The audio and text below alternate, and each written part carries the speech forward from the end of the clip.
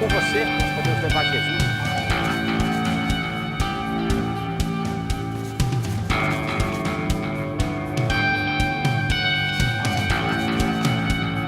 Invista neste canal. Invista em um mundo melhor.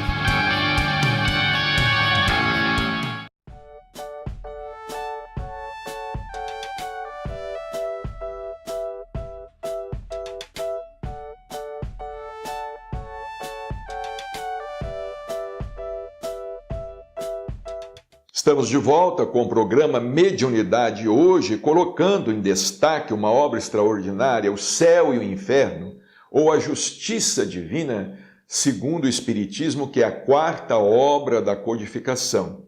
Talvez você ainda não tenha tido oportunidade de ler esta obra. Procure ler, meditar sobre este livro fantástico. Chico Xavier apreciava muito o livro O Céu e o Inferno. Inclusive, Emmanuel escreveu um livro através de Chico Xavier, estudando questões de O Céu e o Inferno. Um livro publicado pela Federação Espírita Brasileira, intitulado Justiça Divina. Quando O Céu e o Inferno completou o seu centenário, Emmanuel preparou uma obra. Como ele preparou também uma obra no centenário de O Livro dos Espíritos, no centenário de O Livro dos Médiuns, no centenário de O Evangelho segundo o Espiritismo, ele preparou uma obra no centenário de O Céu e o Inferno. E esse livro foi publicado pela FEB, Justiça Divina. E nós estamos falando aqui a respeito da comunicação desse espírito, de um espírito como nós, que atravessou a provação da cegueira, desencarnou aproximadamente com 50 anos de idade. Ele diz aqui: a vida de além-túmulo tornava-se-me, pois, a realidade. É o que nós vamos nos defrontar, com a realidade. Diz André Luiz, no livro No Mundo Maior, que a maior surpresa da vida além da morte é a própria vida. A maior surpresa com a qual nós vamos nos deparar na vida além da morte é a própria vida, que segue naturalmente.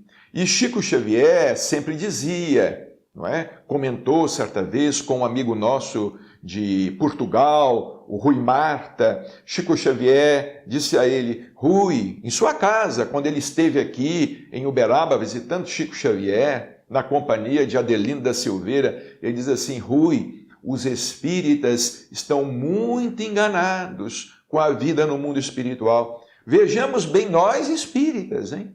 Estamos muito enganados com a vida no mundo espiritual, porque os espíritos nos trazem algumas informações, alguns relatos, algumas revelações, para que nelas nós possamos refletir.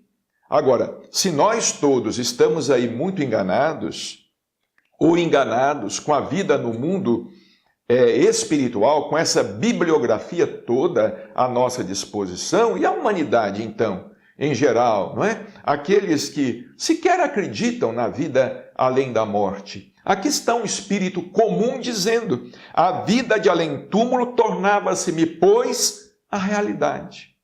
Procurei fugir-lhe, mas em vão. Envolvia-me o vácuo. Interessante que essa narrativa é muito coincidente com a narrativa de André Luiz, lá nos 2 primeiros capítulos do livro Nosso Lar. Pelo que eu ouvia dizer, essa vida deveria ser eterna, e com ela a minha situação. Ideia horrenda. Eu não sofria, mas impossível é descrever as angústias e tormentos espirituais experimentados. Quanto tempo teriam eles durado? Ignoro, mas quão longo me pareceu esse tempo. Do outro lado, se nós não nos prepararmos desde agora, espiritualmente, nos prepararmos a nossa consciência, abrirmos a cabeça e procurarmos entender que a vida além da morte é uma consequência natural, é um desdobramento natural da vida que estamos vivendo nesta dimensão. Porque a gente sempre fala assim, não é? Na outra vida, na outra vida. E como costumava dizer o professor Pastorino, autor do livro Minutos de Sabedoria, o professor Pastorino dizia assim: nós não temos muitas vidas, nós vivenciamos diversas experiências reencarnatórias, mas a vida é uma só, não existe interrupção. Uma vida não termina para dar início a outra. Isso não acontece. Ponto final. Vamos começar outra. Vamos começar outra vida. Não, a vida é a mesma. E a vida é a consequência. Por exemplo, é como o nosso dia. O nosso dia não termina à meia-noite. Isso é uma convenção, não é? Vai terminar à meia-noite. Não, mas logo começa um novo dia, que vai ser exatamente a consequência ou a continuação natural do dia anterior, não é? Um dia, 2 dias, 3 dias, não é? Aí o que muda apenas é de singular para plural, não é? Então a vida, vamos dizer, ela é única.